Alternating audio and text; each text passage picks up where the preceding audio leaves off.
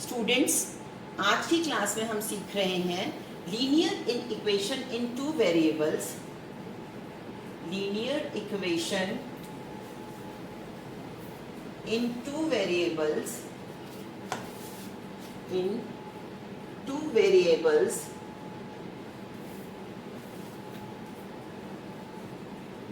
इसको solution bye substitution method,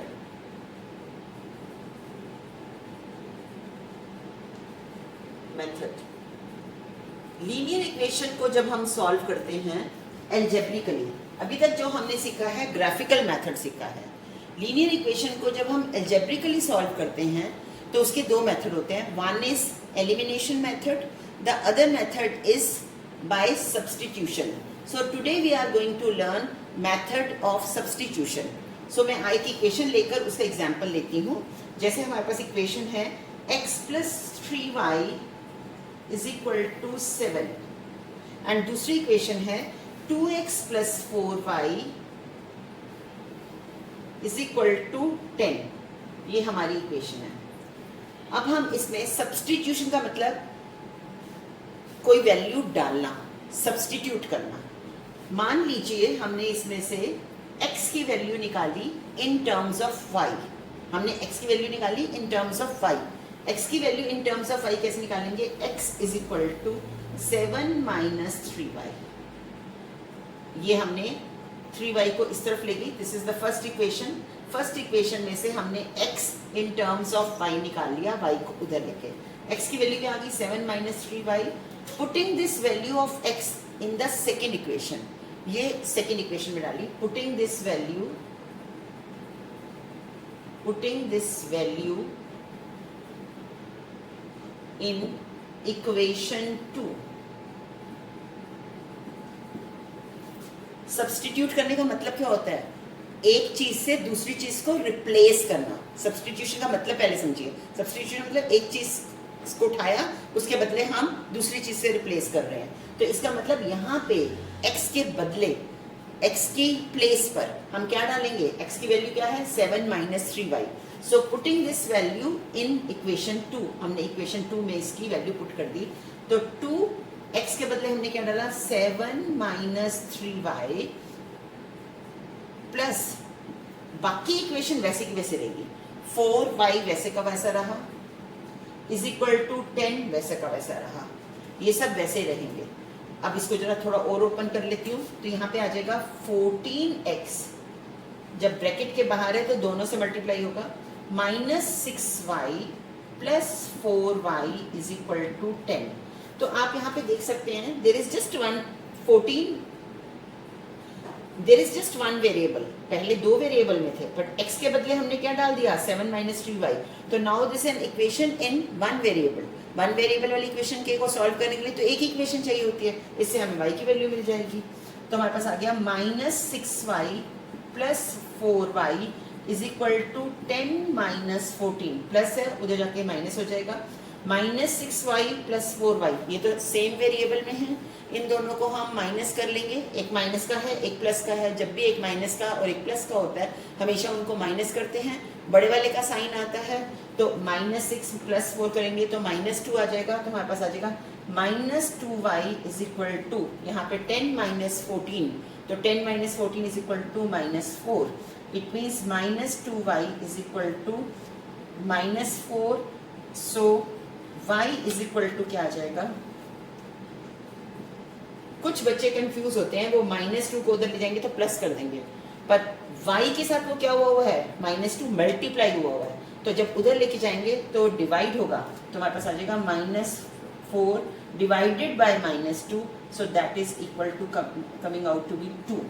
minus और minus cancel हो गए। So y = 2। Now we can put this value in either of the equation. y की value तो हमारे पास fix हो गई। y की वैल्यू 2 जो हमने फर्स्ट इक्वेशन में, putting the value of y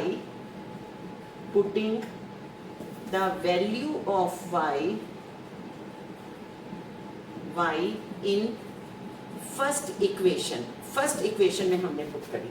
तो हमारे पास क्या आ जाएगा? x + 3y = 7 y की वैल्यू 2 है, x plus 3 into 2 is equal to 7, x plus 6 is equal to 7. So x is equal to 7 minus 6 plus 6 से इधर आके माइनस हो जाएगा, x is equal to 1. So हमारे पास सॉल्यूशन क्या आ गए इन इक्वेशंस के? सॉल्यूशन क्या है हमारे पास?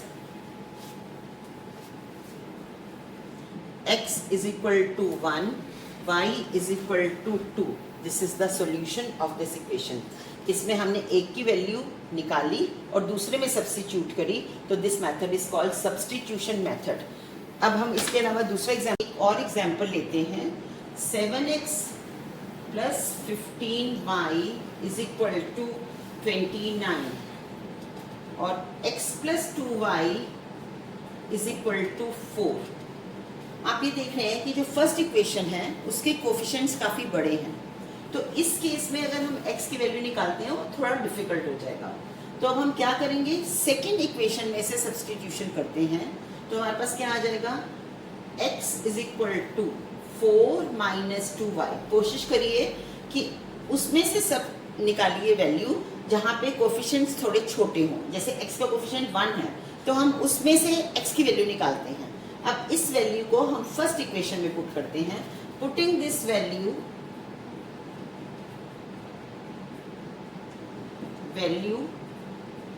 In equation 1. इक्वेशन 1 में मैंने पुट करी. x के बदले मुझे 4 माइनस 2y डालना है, तो 7 तो वैसे का वैसा रहा. ब्रैकेट में x की पूरी वैल्यू ये है, 4 माइनस 2y मैंने डाल दिया, प्लस 15y तो वैसे का वैसा रहेगा, इज इक्वल टू 29. मैंने इसको ओपन किया ब्रैकेट को.